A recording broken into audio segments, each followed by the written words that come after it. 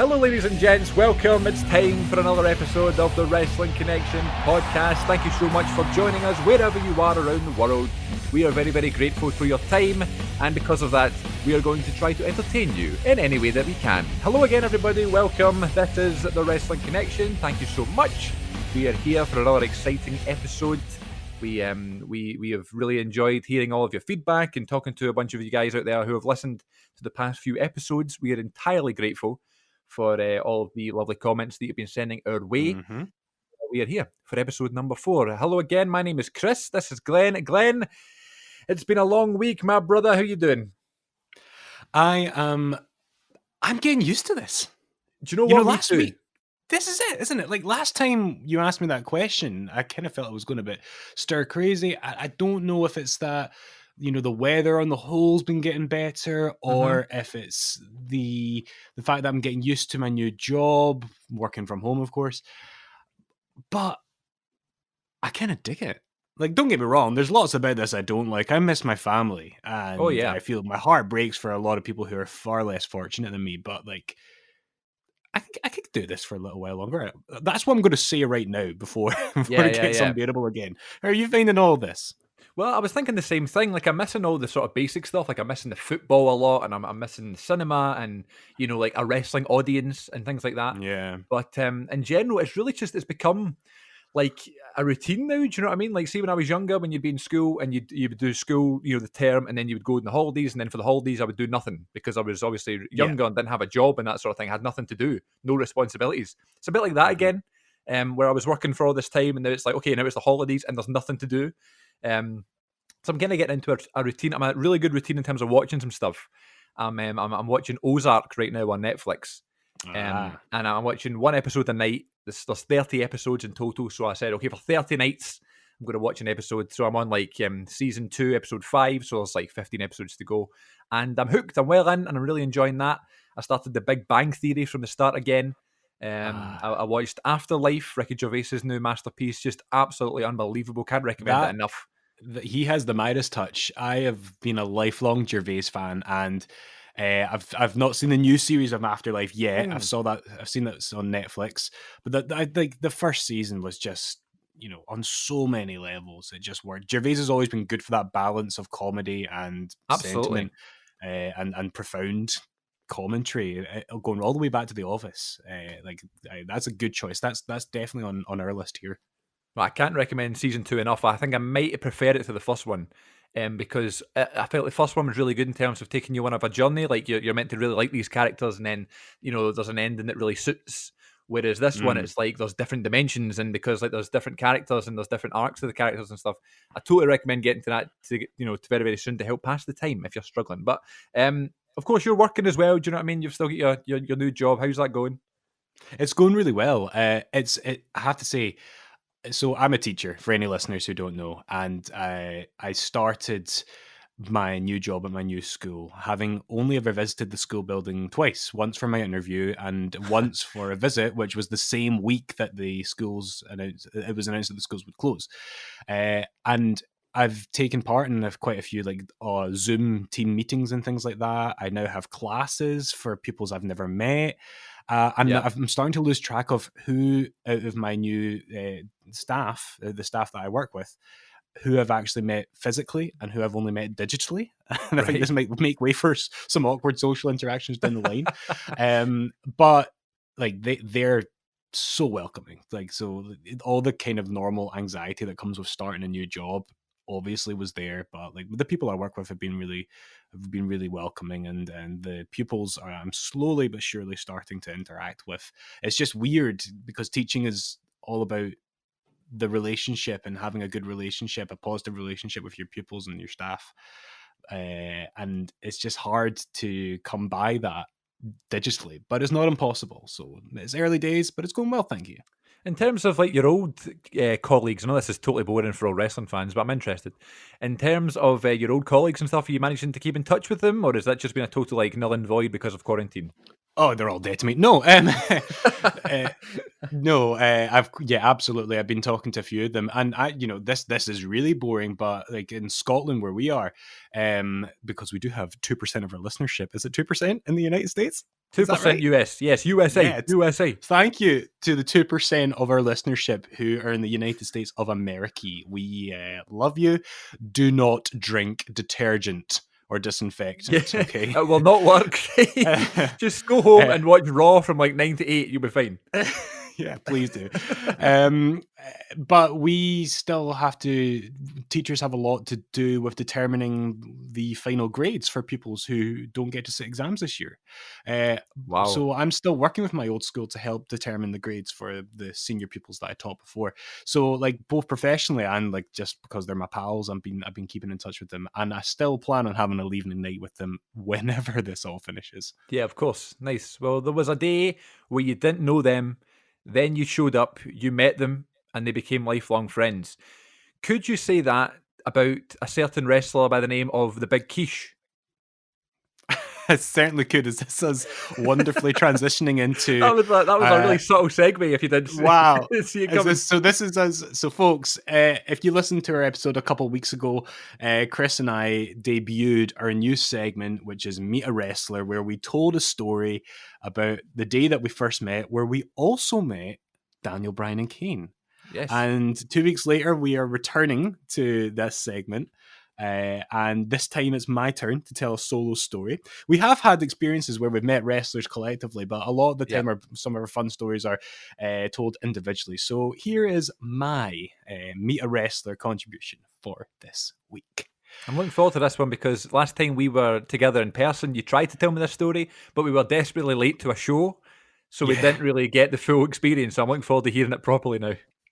So yeah, like the wrestling scene in the UK is so big that loads of fans who like wrestling here have now had the chance to meet a bunch of wrestlers, and this happens increasingly.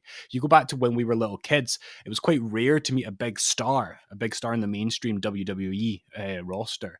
But now it's a bit more commonplace because of Inside the Ropes, or for quite a long period of time, ICW would bring over big names as well. So, and even other local promotions. But this story, I chose to tell this one because this is the first big encounter with a wrestler that I ever had. And this comes from a time where it was unusual to meet big stars of wrestling in Scotland, although this story did not actually take place in Scotland. So, Chris, we're going back in time to the year 2003. I was a 12-year-old boy, and it was the first summer holidays after I had started secondary school. And my dad blew my brother and I's minds by telling us that he was taking us on holiday to the States because we have cousins in California. So what ensued was this incredible 2-week holiday. I was so lucky, where we got to do go to California and go all over the state of California. My cousins live near San Francisco. Wait. Okay. Have you recommended your cousins the Wrestling Connection? My cousins, I wouldn't. No. First of all, no, I haven't, and they wouldn't be interested. Just thinking maybe they're the 2%. I mean, they are nosy, but I was thinking maybe we're making new contacts in the States, but it's just family members. Nah, I guarantee you it's not. The last time my cousin Derek had anything to do with wrestling was when, during another visit to the States, he ordered WrestleMania 17 on eBay on VHS for me. So nice. A good cousin. So yeah, he's a great guy. I miss my cousin Derek a lot. So we're in California, and as part of this incredible dream come true holiday, we were going to fly to Los Angeles because that's where Disneyland and Universal is. So we flew out from an airport, not in San Francisco airport, but from Oakland airport. Are you familiar, Chris, with Oakland, California? I am, because of certain YouTubers who live there, but I've never been myself. Right. If it's a fun side note, most of my knowledge of American geography comes from Tony Schimmel and Howard Finkel. That's Absolutely. How I know the cities and states. 100%. I spoke about how wrestling helped my academic stuff with English, but my geography would otherwise be deprived without wrestling. Yeah. So I feel like when we watch quiz shows and that sort of thing, if a question comes up about America, I'm always first on there trying to guess, because I can think, right, who's from Missouri? Right, Randy Orton. St. Louis. Yeah, exactly. There you go. Right. So we are flying out from Oakland Airport. We're going to Los Angeles. The end goal is Disneyland. I'm psyched. I'm a wee boy. I'm 12 years old, and I am wrestling a daft, to take the title of another excellent wrestling podcast. And I carried with me a bunch of WWE magazines, and I was really into my magazines, as I spoke about a few weeks ago. And like I remember the UK and the US editions would sometimes be slightly different. So I would often have at that holiday about 4 or 5 different copies of WWE and Raw magazine, respectively. Yeah. So we're sitting in this airport. It's a long, I think there might have been a delay for all I know. And I'm reading my WWE magazine, and I'm told to go and find my brother who's wandered off somewhere, like to a gift shop or something. So I get up to go and find my brother Lewis, and I can't see him anywhere. And so I kind of lose my bearings a bit, and I stop and I start doing a circle to try and figure out where I am, how I get to either where he is or back to where my dad and my cousins are. And I'm doing a scan, people, luggage, bag, 300-pound Samoan man, luggages, bag. What? Nice. So then my heart stops and every part of my body feels really heavy. And I'm looking, and ahead of me, sat on a seat, wearing shades, a leather jacket, trousers as well, I should add. Yeah.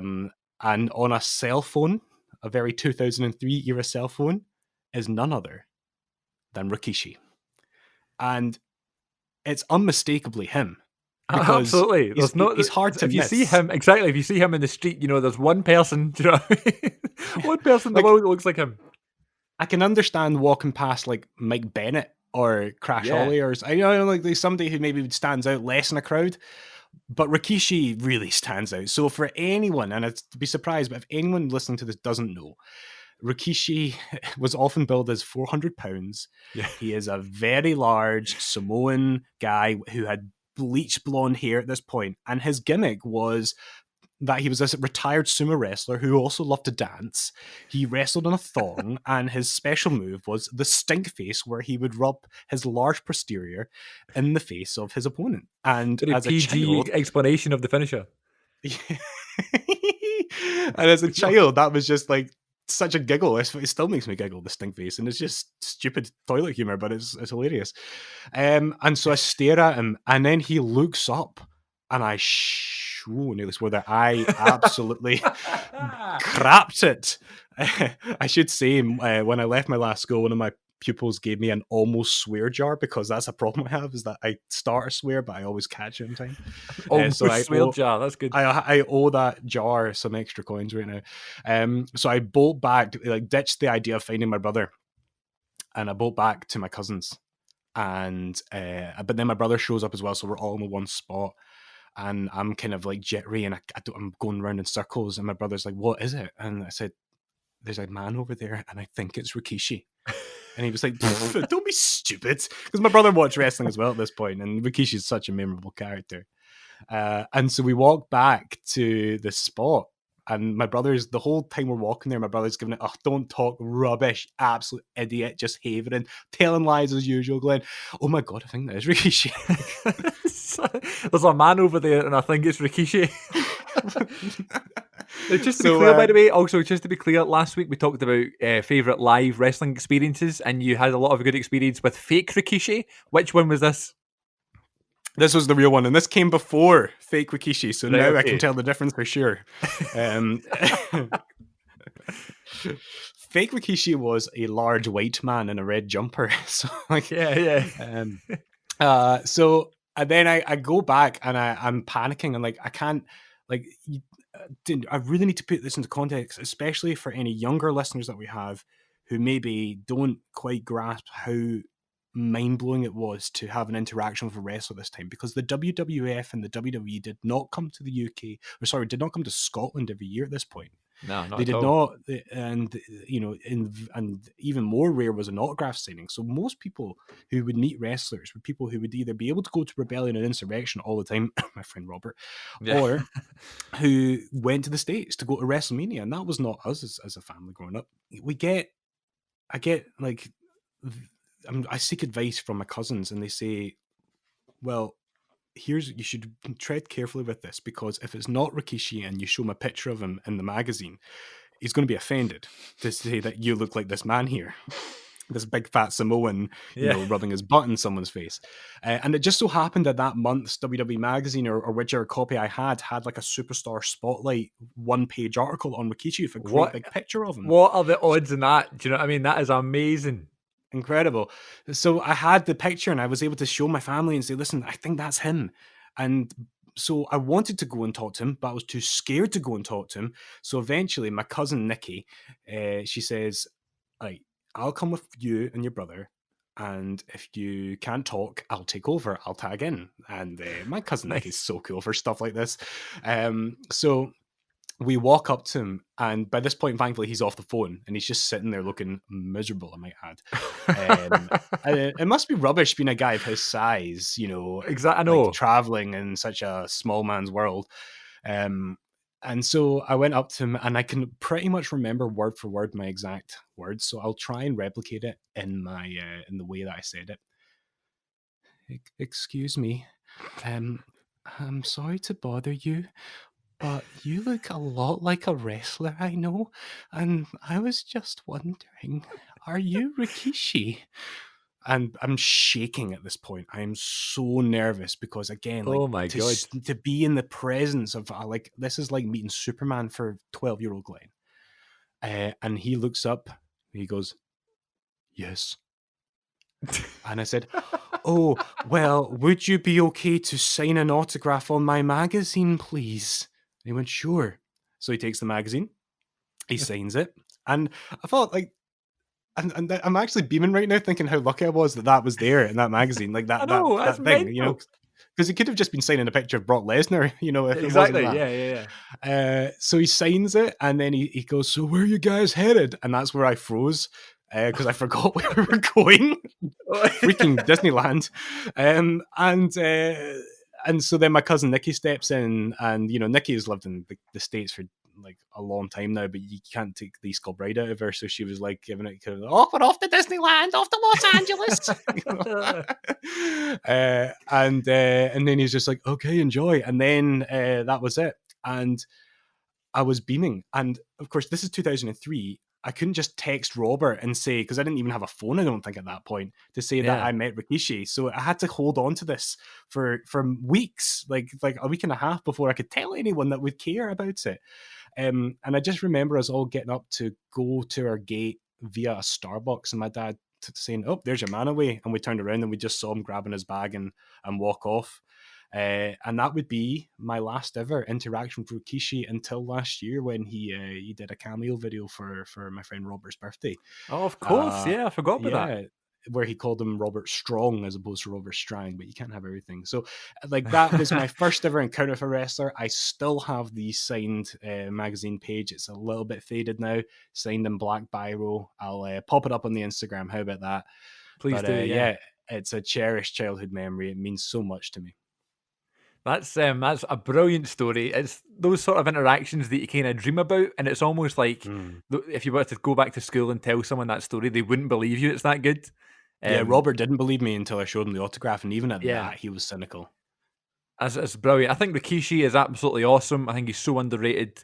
We kind of texted about this earlier in the week, but we want to do an episode where we're going to talk about obscure favorite wrestlers, maybe some people we like that we maybe don't get the recognition from all these people that maybe they should do, but maybe just have a sort of personal attachment to us. And Rikishi's got to be on my list. I've always had a soft spot for him, and I always like the dancing. I love the theme song. I love the sort of the character. And his matches, I mean, for a big guy, he was unbelievably athletic. He was such a good, a bit like Umaga, like in the ring, he was just so good and shouldn't be that good for his size, So I'm looking forward to that episode as well. I'd love to meet Rikishi, man. That's such a funny story. Yeah, it's I look forward. I'd love to talk about Rikishi more, because there's quite a few, so down the line that'd be a good thing to do. But I'm also looking forward to the next time we do meet a wrestler. I'd like to hear a story from you next time. Yeah, well, I think between the both of us, we've got a bunch of interesting and funny stories and cringe-worthy stories from meeting wrestlers. So that's going to be a fun one to kind of revisit Definitely. those stories from over the years. Moving along now, in terms of what we've been watching this week in the wrestling world on the network or on YouTube or whatever, this is a segment we like to do where we kind of catch up with each other in terms of what we've been watching, and we encourage anybody out there who's been watching anything interesting, unique, funny, underrated in terms of wrestling to get in touch with us on Twitter at WrestleConnect1 or on Instagram at WrestleConnection. You can get us on there. That's probably our most active social media accounts. So if you want to get in touch with the show, get us on there. For me this week, it's been not as crazy as the past couple of weeks where I've been watching random WCW and WWE pay-per-views. However, I'm continuing my sort of Attitude Era watch through, and I kind of spoke about this a couple weeks ago that sometimes when I'm watching wrestling, I just kind of have a bit of an epiphany. I just kind of have Mm. this moment where I'm just like, something just clicks and just makes sense now. And it's like a philosophy of a certain type of wrestling that's happened to me a bunch of times in my wrestling fandom. This past week happened to me, and it is about the Attitude Era itself. And I have come to the realization that the Attitude Era, much like the MCU, has three phases, right? Okay. So, if you want to watch, Iron Man 1 or Hulk or even Thor 1, Hmm. you're kind of early on in the story. And then Yeah. as you kind of get into the Captain America films and Ant-Man gets involved and Spider-Man gets involved, you found your rhythm. You're now Yeah. watching Marvel. You know all the characters. You love all the in jokes. You're getting ready for something. And then when you get to Civil War, Infinity War, Endgame, Captain Marvel, Black Panther, it's like the absolute like peak, and now we're moving on from it. I think the Attitude Era is like that. You have 97 to sort of mid 98. That's you kind of like your development stage. We're Yeah, swearing for the first absolutely. time. We're seeing blood for the first time. Oh my god, it's such a novelty. My god, there's all these kind of like Austin's got a sexual. gun. Austin's got a gun. You've got Austin bleeding all over the place and things like that. Yeah. You've got like sexual innuendos and some nudity here and there. You're like, oh my god, I can't believe this is on the wrestling. Then you get to like mid 98 to, let's see, from mid 98 to say late 2000. And Hmm. that's like absolute peak Attitude Era. Everybody is over. All their stars all out all throughout the show. Their stories sort of intertwining with each other. Every pay-per-view is awesome. Arenas are sold out everywhere. It's peak Attitude Era. And then you get kind of like 2001, early 2002, when it's like we're just kind of like getting the last remaining aspects of the Attitude Era and we're moving on to something new. And I've discovered that's now a thing. So this week I watched a Raw from September 14th, 1998. And because recently, a couple weeks ago, I talked about SummerSlam 98, and I said that's like peak Attitude Era. I'm taking that back now. SummerSlam 98 is the start of phase 2 of the Attitude Era. Hmm. Because at SummerSlam 98, that's when this big show happens, and I was talking about there's a buzz around that show, and you've got Austin versus Taker, and you've got Rock versus Triple H, and there's these big matches, and people are starting to just become megastars. Then, for 2 weeks, Raw airs on a Saturday, which always blows my mind. And it's like, why was it a Yeah. Saturday? It's Monday Night Raw, but no, for 2 weeks after SummerSlam 98, it was Saturday Night Raw, right? And they were taped whenever they were taped. The Hmm. first Raw back being live on a Monday is September 14th, 1998. And if you're bored in quarantine and you just want to watch some Attitude Era, here's a good example. September 14th, 98 Raw, first time being live after SummerSlam on a Monday, is absolutely unreal television. Just in terms of everybody on this card, it's just super over. There's so many stories. There's so many aspects. There's different builds to the future pay-per-views. You're getting seeds planted to like Survivor Series, which is 2 months down the line. Yeah. It's the first time The Rock is absolutely. He's cheered. He's like, you'd think he was the biggest babyface in the company. He wrestles Kane, who is a big heel at the time, and The Rock's reactions, things like to the people's elbow and that sort of thing. It's crazy. Yeah. And it's the first time like full stop, that people were that behind The Rock, Yeah. And then they do the swerve later on at Survivor Series where he turns heel again, but like how hot he was. And it just shows you how good he was as a babyface as well, because he goes from being top heel to top face to heel again, and it's just so good and so popular that it becomes top face again. When he after like sort of WrestleMania 15 and that sort of time. But I love this Yeah. episode of Raw. Random show I was watching this week, but I just fell in love with all the characters again. I was getting into the matches. The main event is Stone Cold versus Ken Shamrock for the WWF Championship. God.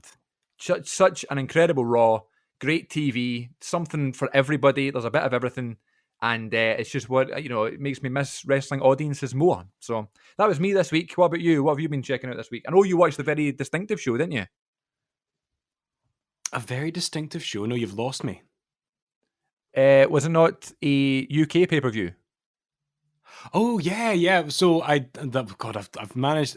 Full disclosure, I have wrestling on a lot in the background right now, especially like when I'm working. It's really good for background stuff.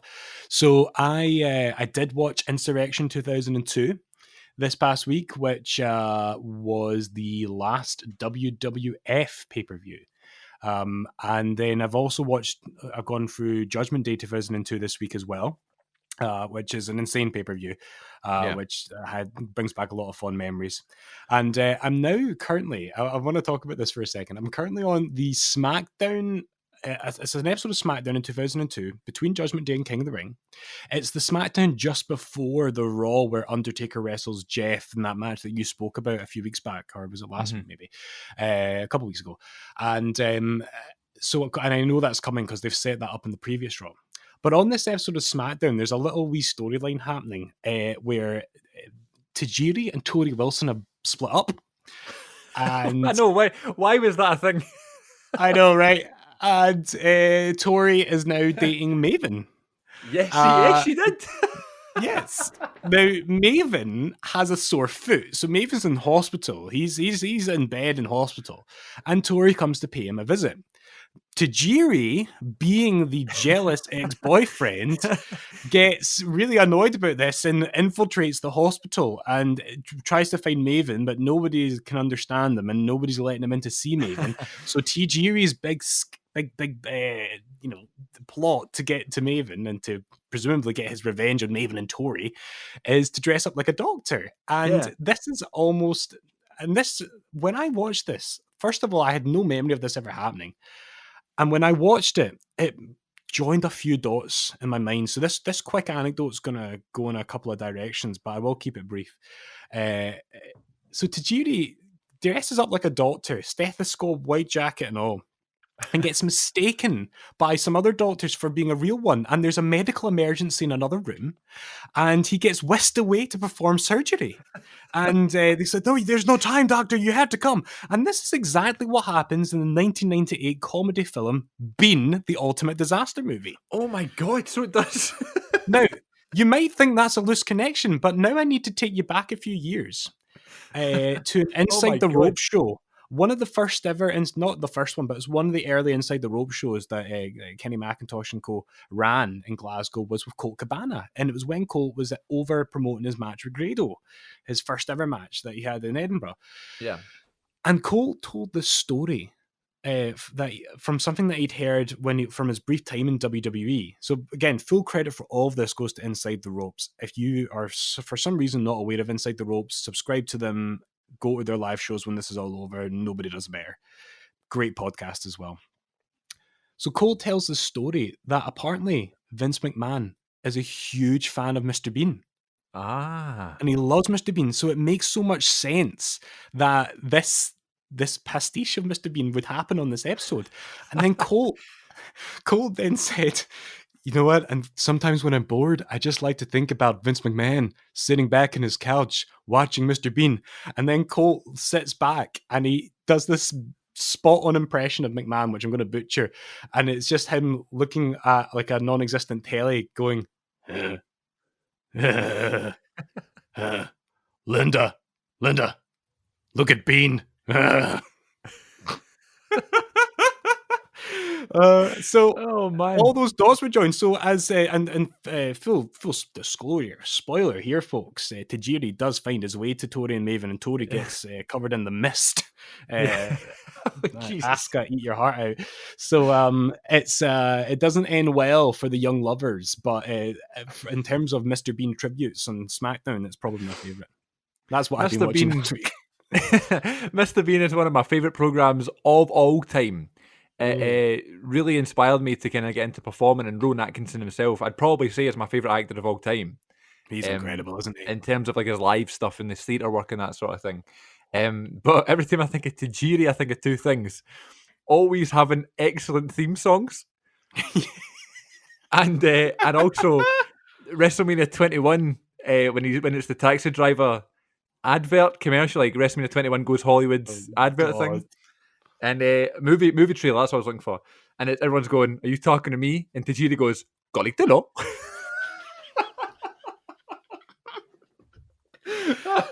That Oh, guy, man. that guy should be in the Hall of Fame. He had so many great moments in America. Like, I mean, I know next to nothing about his Japanese career, but I know he was a great wrestler technically, but his character stuff in WWF and WWE was just amazing. And we're Oh, still laughing brilliant. about it now. I know. So yeah. And he always had like brilliant kicks, didn't he? Because like the kind of trunks he used to wear were really good for slapping.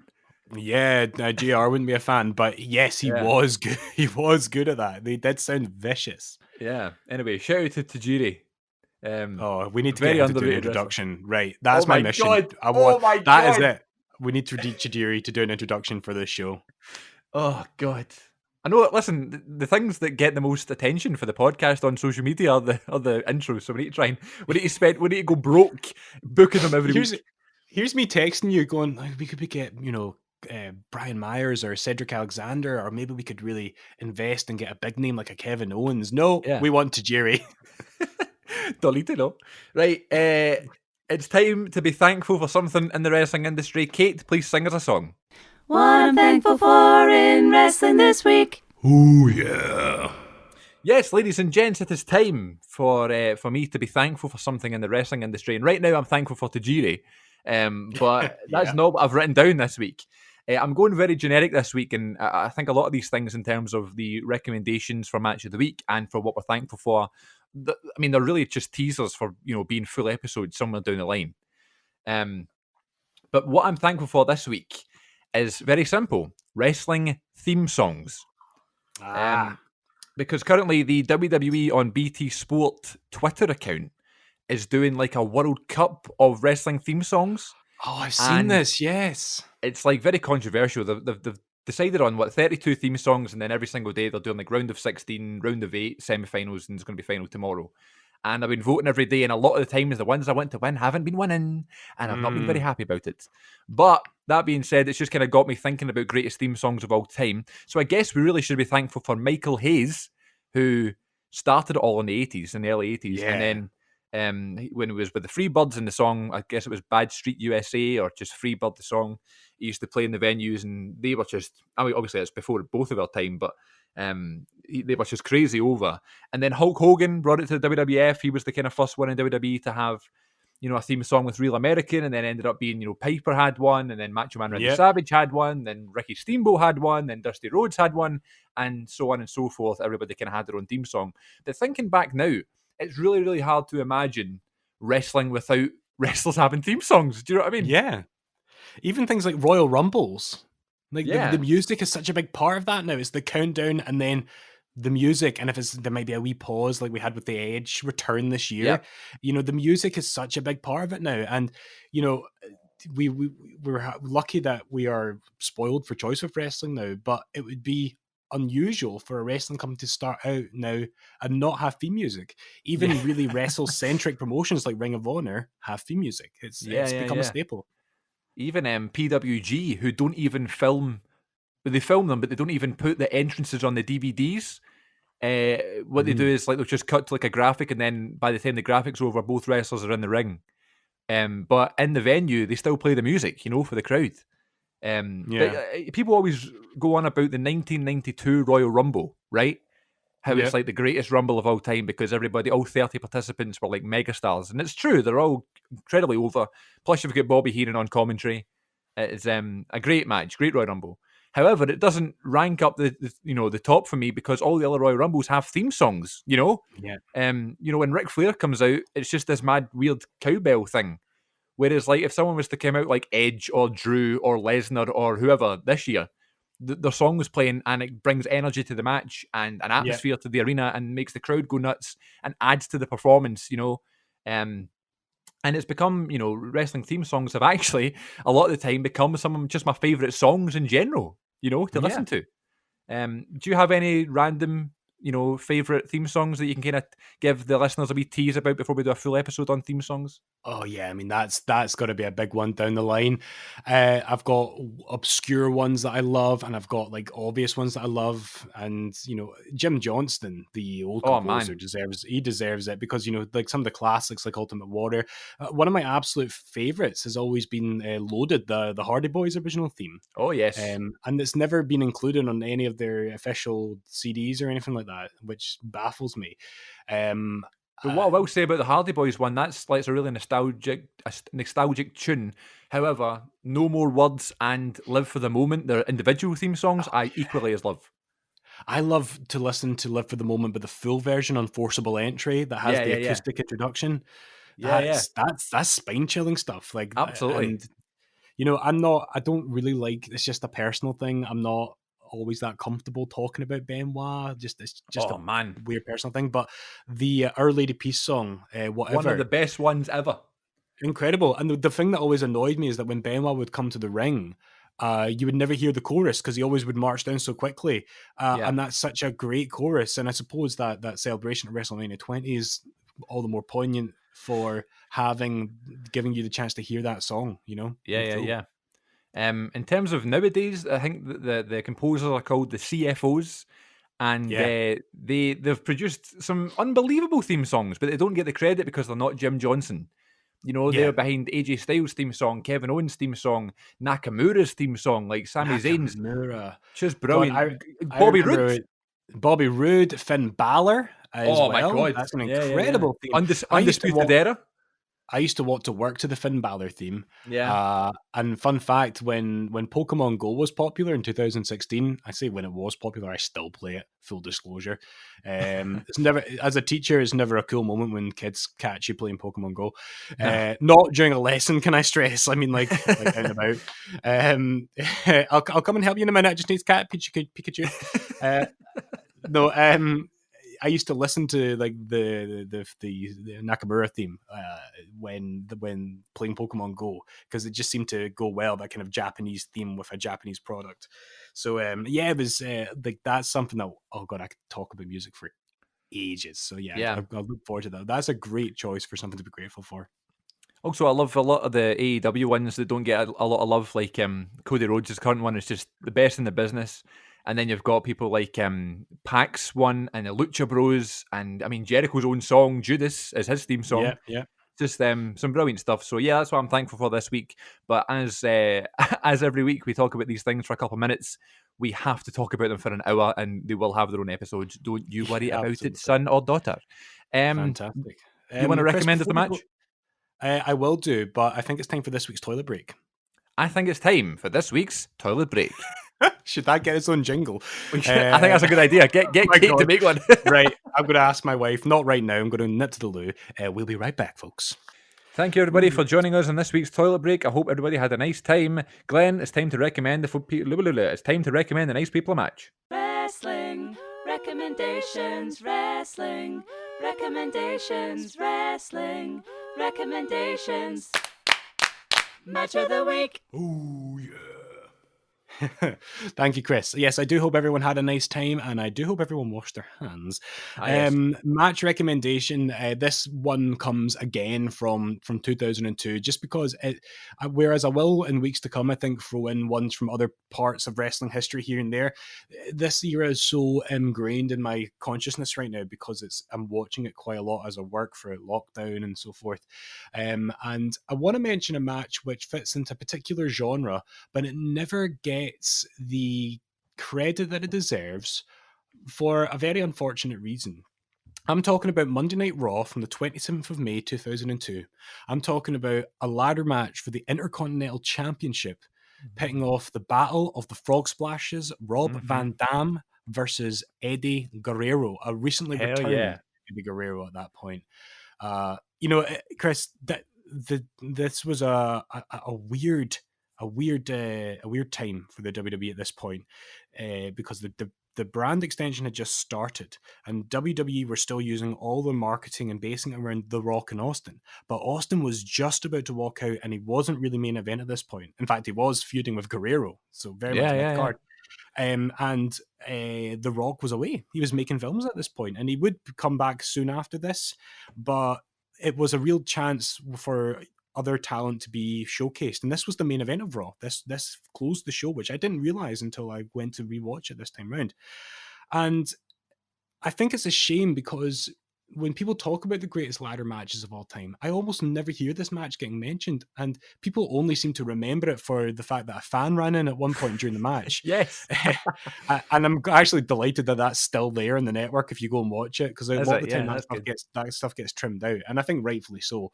But it's quite cool because I mean anyone who tries to get themselves involved in a wrestling show, I'm sorry, but you're an absolute muppet. Like, you do not get more stupid than that.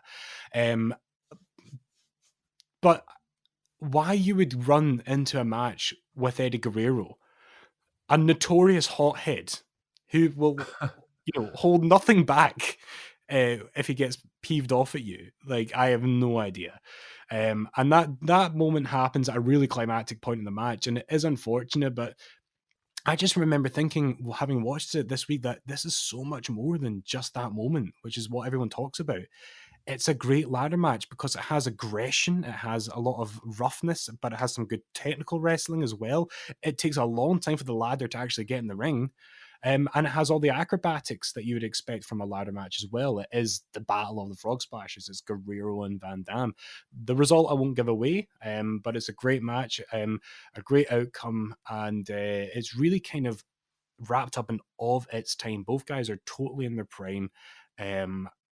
RVD's, really kind of you can tell that they've got big hopes for him, and the same for Guerrero as well, because he's feuding with Austin at this point. It's do yourselves a favor, go and watch Rob Van Dam, Eddie Guerrero, Monday Night Raw, May 27th, 2002. And yes, you will see the fan interruption, but it doesn't take too much away from the match, and you'll hopefully come to my way of thinking and realize that this does deserve to be spoke about in terms of the greatest ladder matches of all time, and it doesn't deserve to be solely remembered for one kind of blooper. I actually enjoy it more than like Shawn and Razor, for example. So please go and watch that, folks. Go and watch it. Are you familiar with the match that I'm talking about? I take it you must be. Absolutely, it's a great ladder match, and it's one of those ones where it does get overlooked all the time because it was on Raw. Also, TLC 4 that you'll see later in 2002, always gets overlooked. It's unbelievable. There's one with Van Damme and Christian, I believe, from 2003. That gets overlooked a lot. For obvious reasons, but it's definitely. Is there not a moment where Eddie does like the sunset flip powerbomb over the top of the ladder?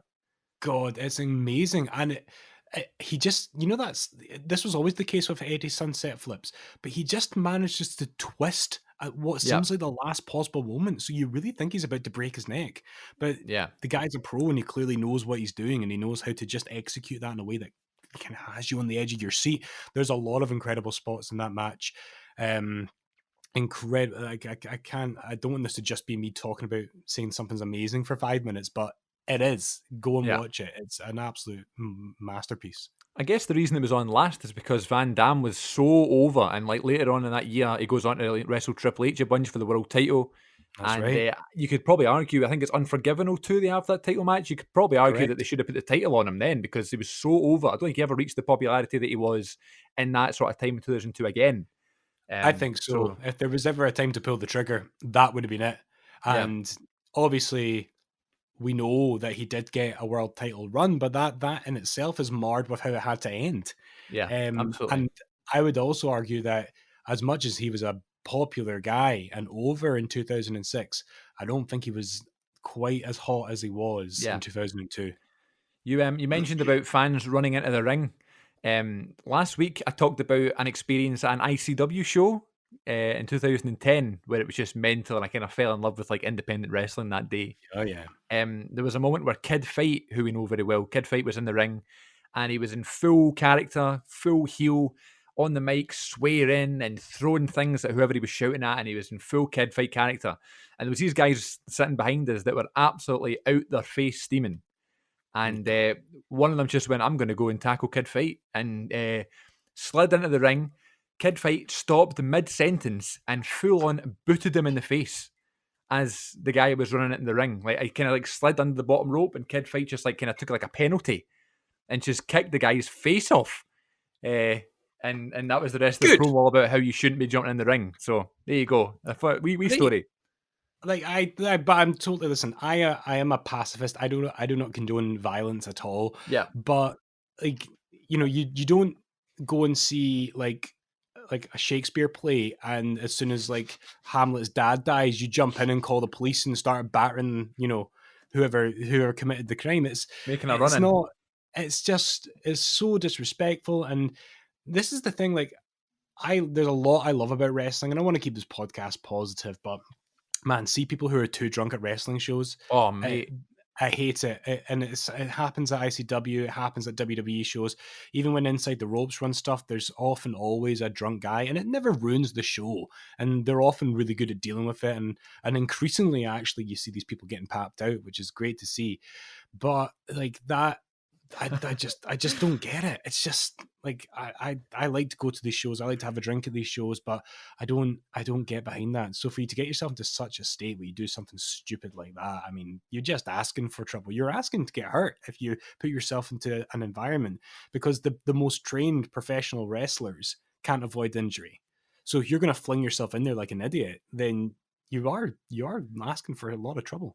At the last Inside the Rope show that we both went to, which was Grilling JR live with JR and Conrad, when me and you met up at the start of the show, moments before, a guy fell down the stairs, right?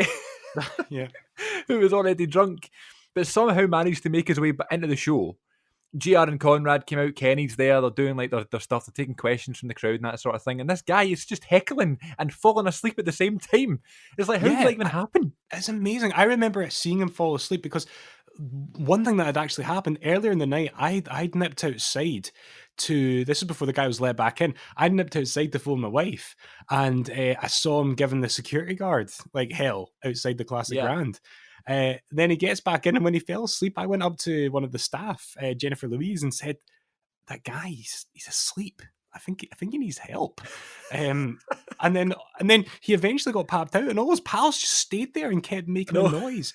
And the icing on the cake for me is that I then went on to listen to the Inside the Ropes podcast, and Kenny told the story about these idiots, and apparently they tried to sneak backstage after the show to get selfies with JR, which, you know, if you don't know how Inside the Ropes works, folks, there's different types of pricing. Like, you can pay to just go to the show, or you can pay to a bit extra to meet the performer and to get a picture and an autograph. So, like, that's a privilege you pay for. You pay to get some interaction with these stars, and you pay to get a photograph. And Inside the Ropes, they're not paying me, trust me, but I'm such a huge fan. So apparently, like, they were told where to go very quickly, but yeah, it just seems like there's always one guy who has to ruin it for everyone. Well, Chris, you there? Hello, Chris? Can't hear you. Texting you now, buddy. It's still going. Well, this is interesting, folks. Of course, none of this will end up in the podcast, but Chris is hopefully going to reappear soon. Hello, Botchamania. Okay, we had a bit of an audio scare there, but we seem to be back up and running. Can you hear me nice and clear, my friend? I can hear you. That was really the shockmaster of our podcasting. It really was. We nearly lost the last like hour's worth of recording there, and Chris and I both had a minor meltdown, the audio of which will never see the light of day. Well, here's the thing. We are working in troublesome times. This is the quarantine, and we are in lockdown. So we deal with a hand we are dealt, ladies and gents, and we seem to be okay now. So let's keep going. We haven't even mentioned the main crux of this episode. You only know it by the title of the episode on your lovely podcasting outlet, whatever you're listening to this on. And we thought we would spend some time getting a very generic topic out of the way rather early in our podcast career. And we thought we'd talk about our favourite wrestlers of all time. A couple of weeks ago, we talked about our favourite matches. Then we went on to talk about some live events, live wrestling experiences. And now it's time to talk about the actual performers and superstars themselves. And much like last week, we're doing something a little bit different in terms of how we put together these lists. We've not ranked them. We've not made a top 10. We're just kind of going for, the any wrestlers that have ever impacted us, any ones that have had particular, if we have a fondness for them, if they've had an impact on our life, on our fandom. We're just going to talk about them and why we like them, and there's no real limitations. So here we go. Absolutely, this is a very personal list. It's very much. It's not like the top 10 wrestlers of all time. It's a personal thing, isn't it, Chris? Yes, indeed. And if I was to ask you just on the street, if I was just to go, Glenn, who's your favourite wrestler of all time? Who would you say? Here's your clue. Okay, so that was a can opening. It could be Beer Money. But it's not. Okay, it's not James Storm or Bobby Roode. It could be, who else? It could be Mark Eaton. I could have done two things, mate. I could have opened the can or I could have smashed the glass. But no, I know who you're talking about. It's the Bionic Redneck of all people. Of course, absolutely. He was my guy growing up. But Chris, before we go any further, if I was to do the same to you, what would your answer be? I'll give you a clue. Oh, how am I going to do this? Okay, you can't see me, but I'm rolling my eyes to the back of my head. Wait, I can't see you. John Cena. Absolutely not. Here's your clue. Dum, dum,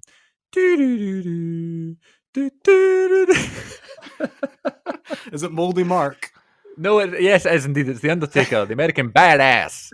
Is my favourite wrestler of all time. Yeah, and I have to make that clear. American Badass Taker is my favourite Taker. That's so funny because Undertaker's on my list. So why don't we start off with him? And the reason why I'm glad that you say that is because even though for me, I first became aware of The Undertaker as the dead man through playing WWF Warzone, something that I mentioned a few weeks ago when I spoke about my wrestling story. The Undertaker that I fell in love with was in the year 2000. That's when I was following everything I could, and that was kind of give me anything wrestling. And of course, that was American Badass. He was so cool, and that's why it meant so much to see that persona kind of be resurrected this year at Mania. Just so cool. I once had a dream that my best friend Robert, who I've seemed to mention a lot in this podcast, that his dad was the Undertaker. All right. And I asked him what Kane's face looked like, and he came to my primary school, but the Undertaker did not come to my primary school. So but you're the one who would say that he's your GOAT, he's your favorite. So what is it about the Badass particularly that appealed to you? I think it just comes off as the coolest and most respected, and almost as if he's in charge. You know what I mean? And I kind of talked about this on episode 1 when we were talking about wrestling stories, about how, my cousin kind of got me into wrestling and his favourite wrestler was Undertaker. So I wanted to, support his favourite football team. I wanted to watch his favourite movies. I wanted to watch his favourite TV shows. And I wanted to have the same favourite wrestler as him. So from an early age, I just went with Undertaker. Okay, yeah, he's my favourite.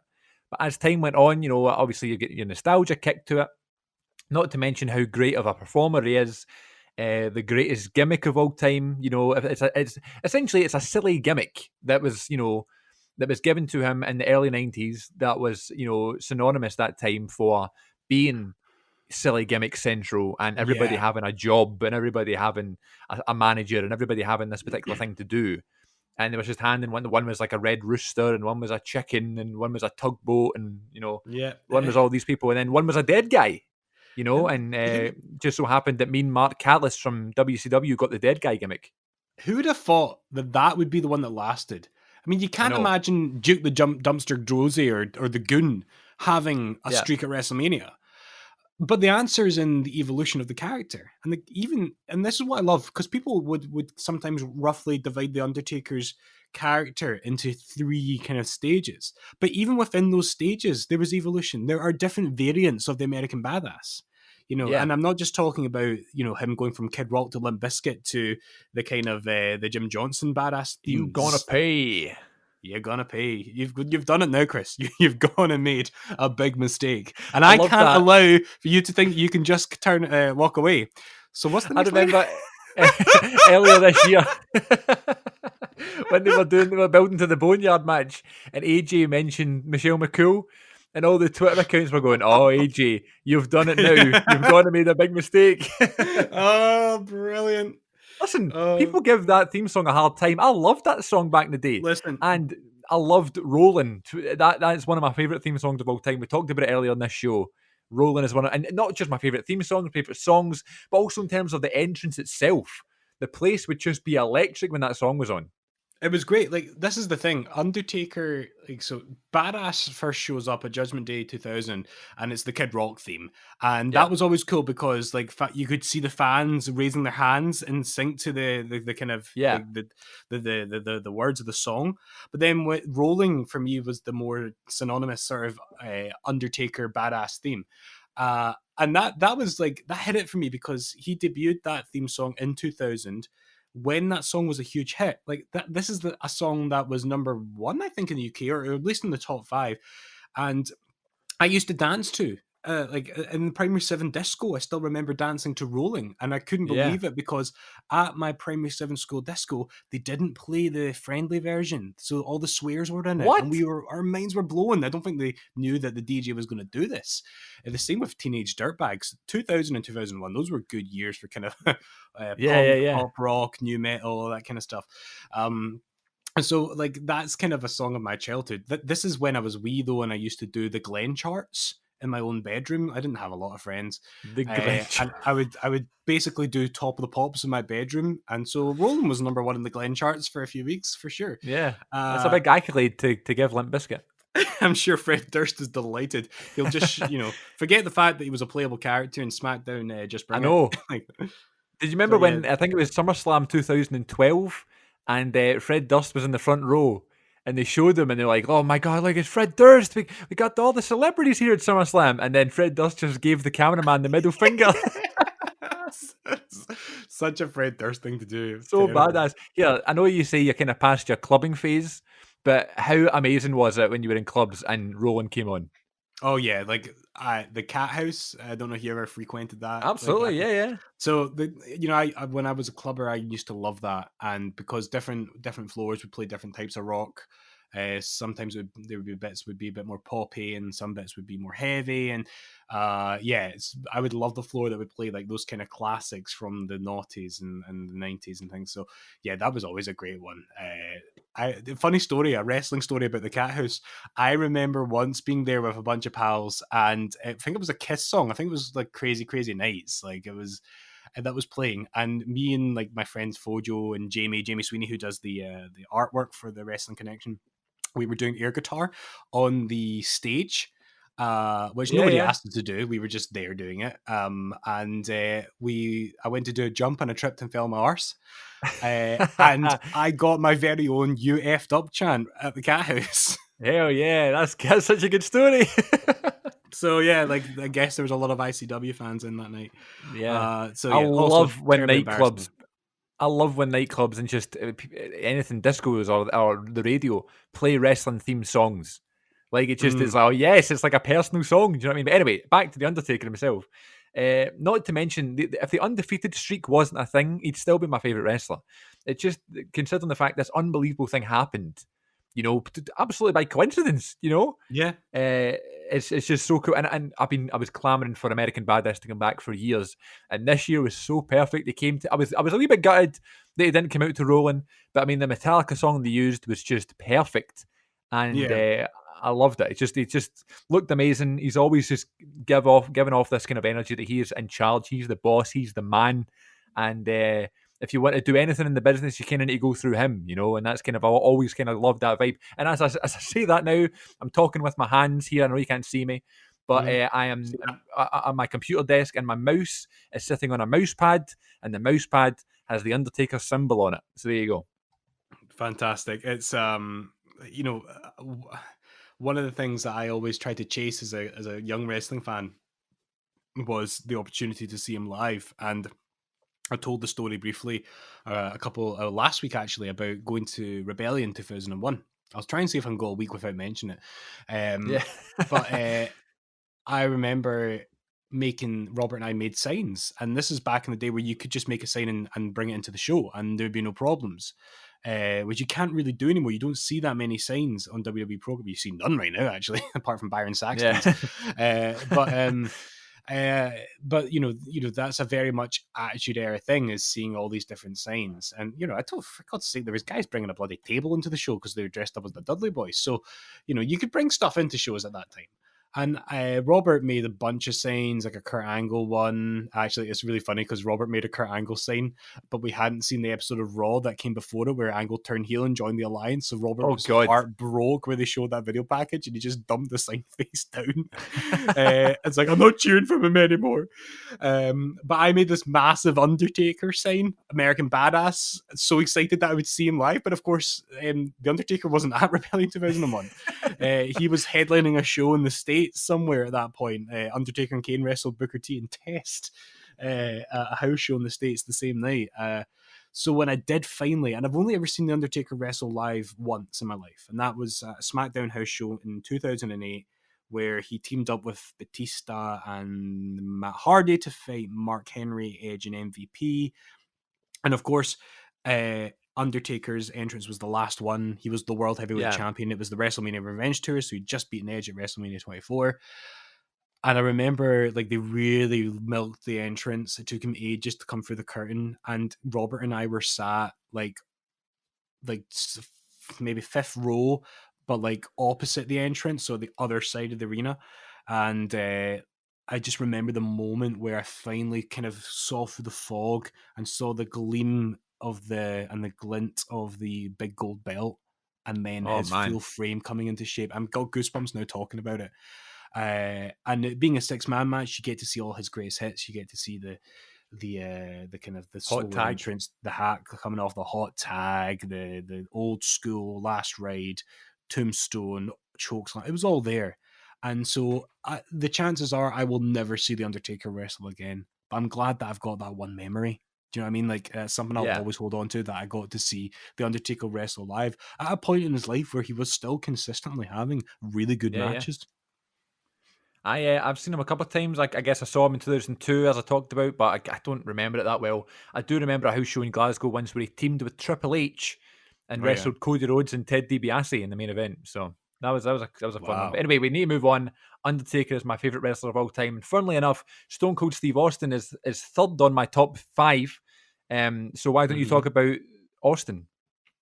Austin, for me, it's quite an obvious one. And I think when people talk about their lists, I think sometimes as wrestling fans, we get tempted to show how niche we can be, and we deliberately forget about the obvious names. But those names are obvious for a reason, folks. Undertaker and Steve Austin are on everyone's Mount Rushmore for a reason.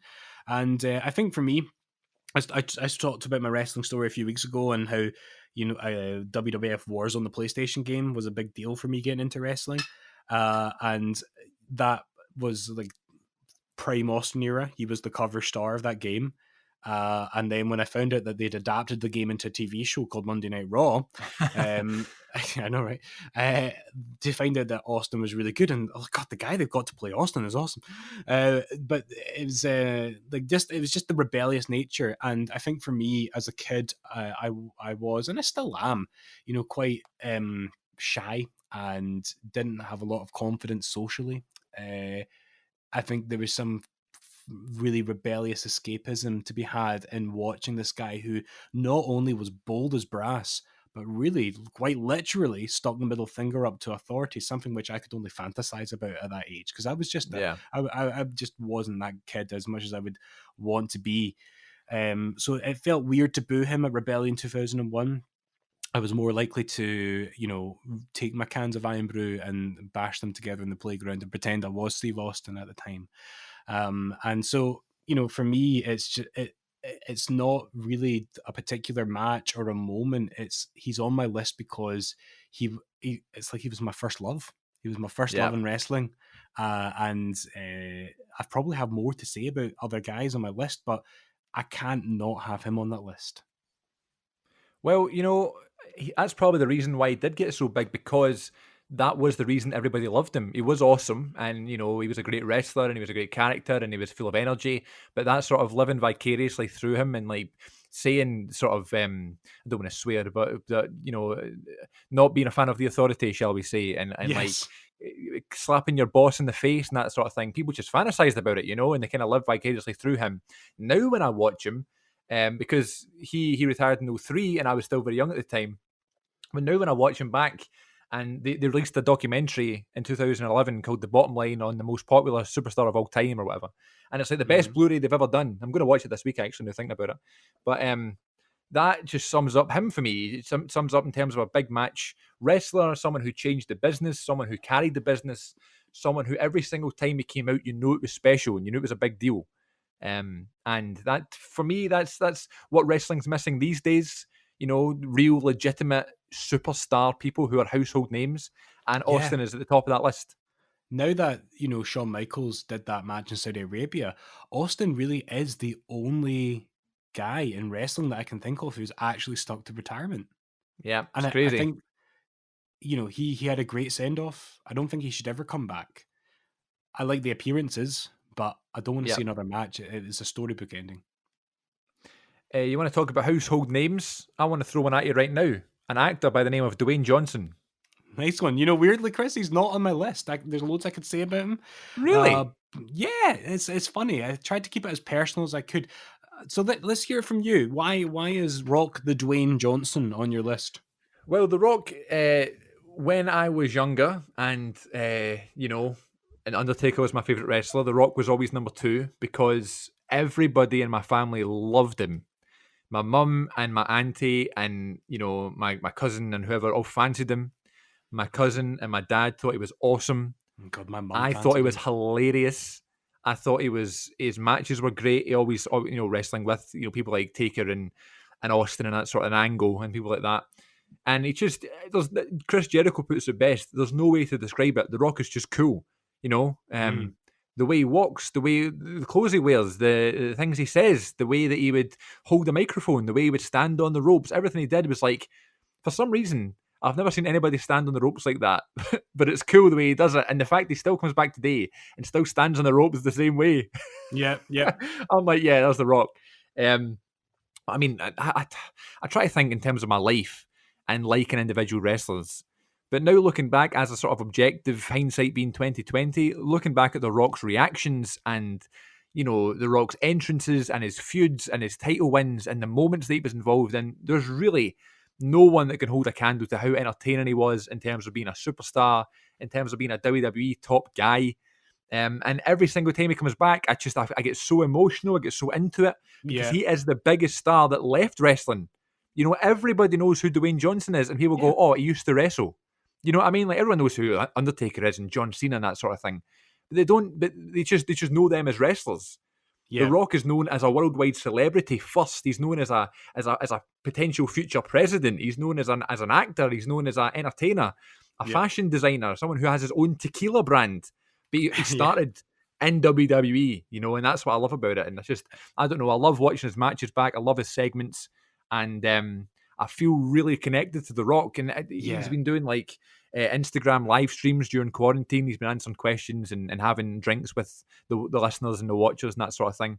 And I just love watching them too. It's like, my God, it's The Rock in his garden talking to everybody. I still get starstruck by him, I would love, he's the kind of guy I'd love to be mates with. The Rock is like, for me, when you look at his wrestling career, it's really no surprise that he became the star that he was. With hindsight being 2020, and there's so many moments that fill me with joy and fill me with laughter. I think about the Armageddon 2000 promo. Yeah, I think there's just like, we could probably spend an hour just talking about The Rock and his great moments. I remember though when he came back in 2011 and he did that first promo on that night. Yeah, that was a goosebumps moment for me. That was incredible. Like, that one of the things that brought me back into wrestling was that return, that exact moment. And it was like 20 minutes he went for, and it was just, to know that he can still do it if he wants to is incredible. Like, the guy oozes talent, and I bloody hope he becomes president. At least most of the states won't start drinking bleach. Yeah, that's it. Be eating a lot of pie though. We can put it that way. The people's bleach. But when he came back in 2011, I just choked on my tea. sorry, People's when he came back in 2011 and he feuded with Cena, Miz, Punk, Truth, like these people who were like the biggest stars of today, it was almost like my current favorites, like Punk, interacting with my childhood favorite, you know, and it was almost like a Yeah. bit of my childhood being injected into the wrestling these days, you know, and it was just you know, my friends who aren't necessarily big rock fans but were huge Punk fans, you know, never really took too kindly to The Rock because of the things he would say about Punk, and because Punk had to put him over for the title and all that stuff, and Rock main evented WrestleMania that year when it should have been Punk. And I get that, but when I look at it, it's like this is The Rock bringing all this attention back to the company, and again, it's that nostalgia kick to it, you know, mixing current stuff with my childhood stuff. I love it.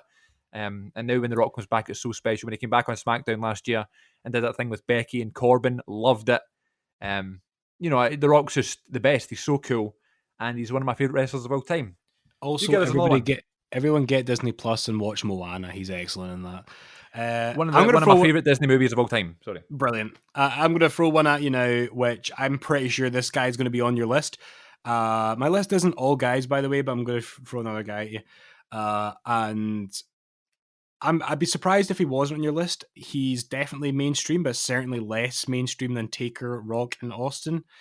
And this is a personal one for me again. This is Jeffrey Nero Hardy. I said The Rock was number 3 on my list. No, who did I say? Austin was number 3 on my list. Jeff Hardy is my number 2. There we go. So, I've spoken before about how Robert and I used to pretend we were the Hardys when we were kids.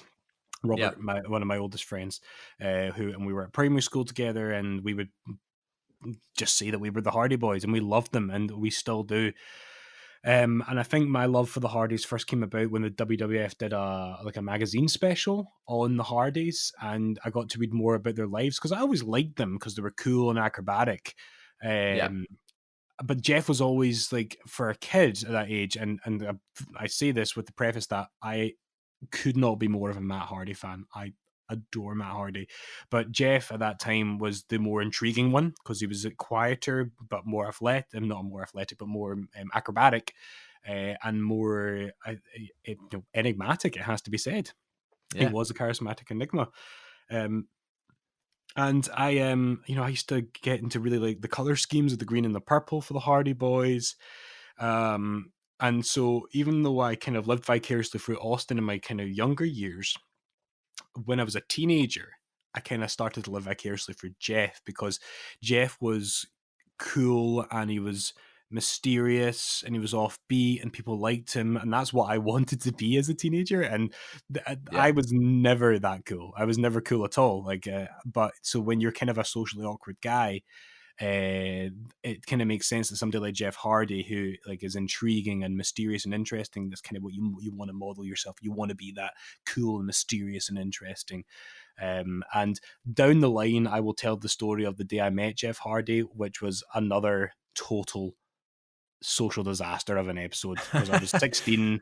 I was still that teenager who idolized him, and I did not know how to talk to him, and he was in no mood to be talked to, sadly. They say don't meet your heroes, right?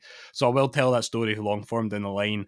But Jeff Hardy's there for me, and he still is, and I hope he's still got a few great matches left in him when he gets full-fledged into his current run. Jeff Hardy is an absolute hero, and you just connect with Jeff Hardy. Yeah, you know, this is it. It's a je ne sais quoi, isn't it? It's like, just, I don't know, it's not even the way he speaks or what he says, it's just the way he holds himself, it's just the way he moves, the way he kind of gestures to the people and to the cameras and just holds himself. I don't know, you just relate and connect to Jeff Hardy. I remember when I was younger, when Jeff won the WWE title, I remember jumping up like so high and crying and just being so happy, not only that he won the title, but I was happy for him, you know? Yeah.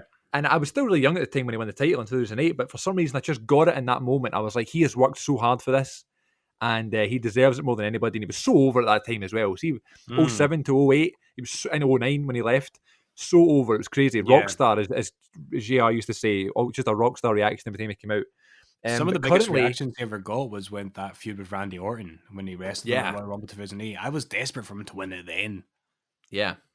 That title switch at Armageddon weight though, when he beats Edge Oh, and yeah. Triple H and JR's going mental and commentary and the crowd's going mental and oh my god, it's just magic. It's what wrestling's all about. But for some reason, Jeff Hardy is just you just connect with him no matter who you are. Yep. And I think back to my childhood, that match with Taker on Raw, the ladder match. I remember watching that match with my dad and like shouting at the TV, wanting him to win. And there was a One Lady Peace music video called what's it called? Not Enough. I think it was called Not Enough. Like a music video to him back in that sort of time, and I fell in love with that as well. And currently he was injured. He came back right before WrestleMania with no audience there, which was random. Then WrestleMania happened, and of course he wasn't booked because they didn't have enough time to build to a story. Now they're doing these sort of video packages every week, building up to his return, and I think it's happening either this week or well, we can't talk about it. I guess it's going to be out of date by the time this is coming up. But in the next couple of weeks, Jeff Hardy is going to be coming back, and apparently he's getting his old theme song back, "No More Words" by End Ever After, and that theme song like defines that time in my life. That's what I was talking about earlier on about songs becoming some of my favourite songs ever. When I hear that song, I think about that time when I was so obsessed with Jeff Hardy. So I so hope he brings it back. That I would love to see that happening.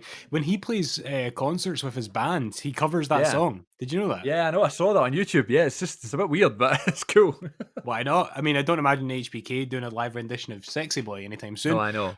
As much as I would love to see that, but yeah, that it's we can't take anything away from Jeff. And like I say, I do hope that not only does he have some great matches in this run, but I hope that his run extends to when we get live audiences back, because what I think Jeff deserves is the big send-off in his final match. And I'm not saying that has to happen in this run, but at the same time, the guy's in his early 40s now. He might be starting to think about winding down a little bit, especially the fact that he must have put his body through so much over the years. So I hope he gets that kind of big send-off that he rightly and richly deserves.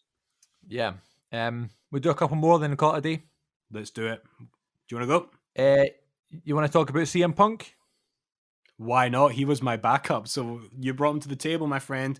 Let's hear what you have to say about Chicago-made Punk. CM Punk, I'm not going to say changed my wrestling fandom. I know he probably did for you because he kind of brought you back into it in 2011. Yeah. But I didn't have any sign of slowing down or being a wrestling fan in that time anyway. But to say he probably revitalized my love for WWE is probably fair to say. Because at that time I was in kind of like my smarky age and I was watching lots of independent wrestling. Yeah. I loved like TNA, and I had like, ROH DVDs and PWG, and I was trying to watch some New Japan and whatever it was around the time. And Punk's whole thing, I don't know, just bringing that sort of legitimacy back to WWE that was kind of missing. I remember in 2010 feeling a bit deflated. I was like, this isn't what I remember. And I mean, it's daft to say that because I was whatever age I was and I had no real position to say that. And if I was to watch 2010 pay-per-views now, I'd probably be entertained. But at the time, I guess I was wanting more, And then Punk turned it around for me. And I just... Not only was I in love with Punk, but all of my friends were in love with Punk. And it was almost, he kind of brought it back to being cool again. And I know you kind of feel strongly about that because he literally brought you back into wrestling. Yeah, absolutely. But being the best in the world and wearing that merchandise and having that match at Money in the Bank and going on that run up until, 2013 or whatever it was, he was the main man. You couldn't touch him. Promo-wise, story-wise, wrestling-wise, his matches with The Rock don't get enough credit. Yeah, he's one of my favorite wrestlers of all time because of that reason, and I hope to God he comes back. And here's the thing: people say no, he's never going to go back to WWE. If he comes back to wrestling, he'll go to AEW or New Japan or something. I don't want that. I want him to be in WWE where he belongs. Cult of personality, wrestling Cena again, wrestling Rey Mysterio, having a match with AJ Styles, being on WrestleMania. Like that's where I want Punk to be. I think it could potentially happen soon. I think never ever say never in wrestling, but I'm with you. If he's to have another run, another match, I want it to be in WWE, just because he deserved a better send off than what he got. Like his last match was the Royal Rumble match, which was a good showing, but you want it to be a match with Punk, and we don't even need to know it's his last match. I mean, Austin's last match, we didn't know that was what it was, but it was against The Rock.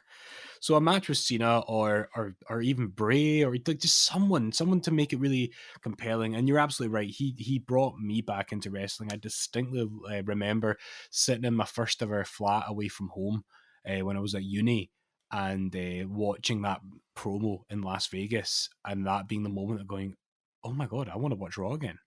And then shortly after that, I think, or it was maybe actually that was, yeah, no, that was after The Rock had come back. But that was like those two things really kind of took me back into it. So I would love to see Punk do it again one more time. But I also want him to be happy and him to have peace of mind. So Yeah. we'll see. Never say never in wrestling, but I'll be lying if I said I wouldn't be the first one to see it if it was to happen. And I want it to be in WWE.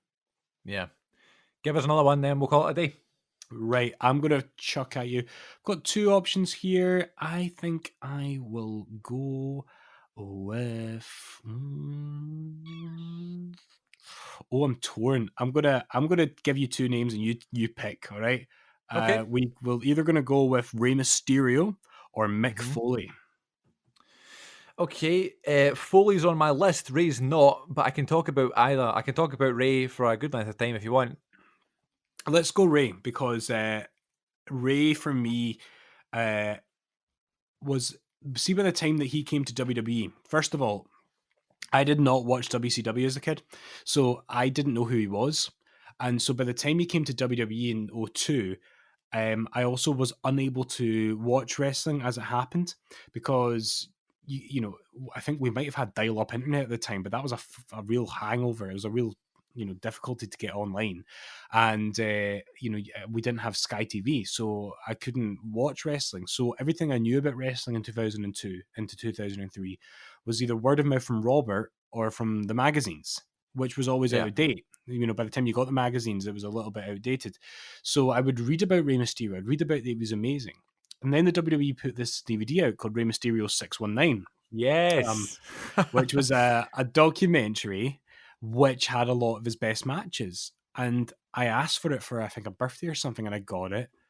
And I loved it. And that's when I fell in love with him, his story, his upbringing in his early days in Mexico into WCW, his love of tattoos, his love of cologne. I loved his house tour in that DVD. Amazing, isn't it? Yeah. He shows his figure room. It's incredible. I remember there being wee bits where you could see his face as well. Like, yeah, cheeky he's wee trying to bits blur where it you out. could pause the DVD and catch his face. And that's where I started to really appreciate like proper like technical wrestling as opposed to just character driven stuff. So a lot of his matches, like his Halloween Havoc match, 1997 with Eddie Guerrero, is a masterpiece. And I fell in love with so many of those matches. By the time I was 14, on a second visit to the States, I spent a day in Tijuana, Mexico. Oh wow! Which is, you know, where a lot of his time in wrestling happened, and his WWE original song "Cross the Borders" references Tijuana as well. Jeez. There's a CD we need to talk about one day. Yeah. Can we please just do a whole episode about that? Like walking over the American border from San Diego, California to Tijuana, Mexico is like day and night. Like there's no transition. You are instantly in what you visualize Mexico to be. And as a 14-year-old, I was blown away by how many, like, imagine being in the Barras market, but everyone's selling luchador masks. Do you know what I mean? Oh, wow. Luchador masks and churros. And so I bought from a mask seller a Rey Mysterio mask. And the guy was really trying to upsell it to me. He was like, this is Rey Mysterio Jr. He's #1 in the United States. And my dad had to haggle with him so I could buy this mask. And the thing is, quality-wise, that mask, maybe it's not that great. I don't know. But it feels and looks amazing. And it's one of the gems of my collection is that I have a luchador Rey Mysterio mask. It's not a licensed WWE product, but it was hand-stitched in Tijuana, Mexico. And I'm well proud of that. And so I still got it. It doesn't really fit me anymore, but one of these days I'd love to get him to sign it. And it's just a cool thing to have. I really cherish that Rey Mysterio mask. I think it's absolutely amazing that he's still going today. And you know what? This last run, I've always known Ray's been great, right? Always. When I was younger and stuff, winning the world title and that sort of thing, and he was just so cool. But this past run is the first time I've been like, do you know what? He is one of the greatest ever. in terms of timing and delivery of connecting with a mask, you know, being a little guy but not wrestling like a little guy. His stuff with Lesnar this past year was great, you know. Yeah. And his matches on Raw recently with like Buddy Murphy and Andrade, the chemistry. I could watch Rey Mysterio and Andrade wrestle all day. Yeah, those guys it's are just amazing. Brilliant. Also, his feud in 2005 with Eddie about the custody of his son. It's daft, but it's so good. Both those guys are just on top of their game, aren't they? Wrestling is soap opera, and that was a great balance of soap opera with great matches as well. And I feel sometimes it was a shame that was Eddie's last big storyline before he passed. You know, so all the T-shirts they were wearing at his memorial was the "I'm your pappy" T-shirt. I'm your But pappy. do you know what? It was a great moment, and it was great. I had the pleasure of meeting Rey when I was 17, and that's another story I'll tell. That was one of my less embarrassing wrestler encounters that left me quite satisfied. And I've had the chance to see him wrestle a couple times as well. He's it's amazing that the guy's well into his 40s, but he could still put on a great match. And I remember when he first returned at Royal Rumble 2018, thinking that he was in the best nick he's been in years, and he was moving like in an incredible way.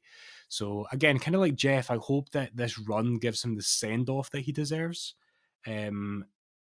Because the 12-year-old in me who kind of marveled over that 619 DVD would love to see that. And if that match happens at a WrestleMania or a SummerSlam down the line, you got to know that I'm going to try and squeeze into that old Mexican hand-stitched mask one more time. Absolutely. Just to say cheerio to the master of the 619.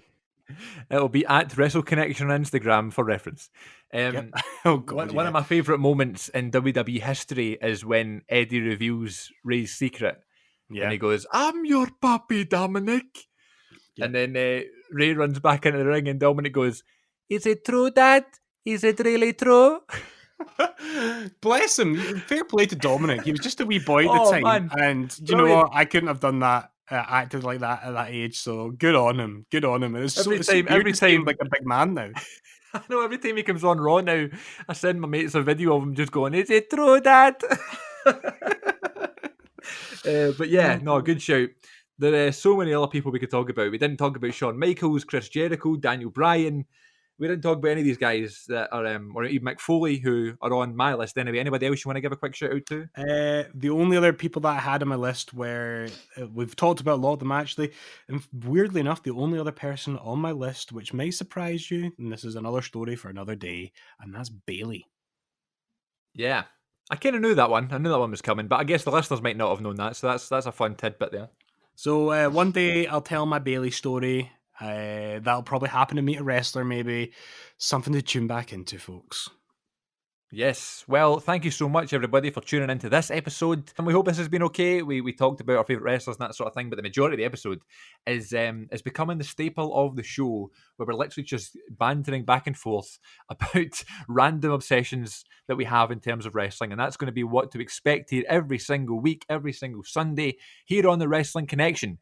So on social media, you can get us on Twitter at WrestleConnect1, Facebook.com/The Wrestling Connection, Instagram at Wrestle Connection, and just search The Wrestling Connection podcast on YouTube. Subscribe to us on there. Please subscribe to wherever you're listening on your favourite podcasting outlets, whether it be Spotify or Apple Podcasts or Anchor or Pocket Casts. Please give us a wee review, a follow, a like, whatever you can. We just recently got our first Apple review from our good friend Scott. He left us a beautiful iTunes review, so you should do the same and help us spread the word of the Wrestling Connection. I had another thing I was going to say. Oh yeah, we have to thank Kate for the jingles, and we have to thank Jamie for the artwork, and hopefully soon we can get someone else to introduce the show, and we can share that some more on social media. But yes, thank you everyone. Please, we would love to hear from you. We love the feedback. It does mean a lot to us. We're in a position where obviously we can read and respond to pretty much everything. So please get in touch and let us know what you think. It means a lot. Quick reminder of the match of the week. It is Eddie Guerrero versus Rob Van Dam in a ladder match from Raw. What was the date on that one? The 27th of May 2002, Chris. Get it on the network. Check it out. You won't regret it. It's a great ladder match and one of the best matches in Raw history. Until next time, folks, thanks very much for listening. My name is Chris. This is Glenn. And until next time, thanks so much for listening. Take care of yourselves and each other. Remember to stay safe out there, everybody, and look after yourselves and your loved ones. Bye.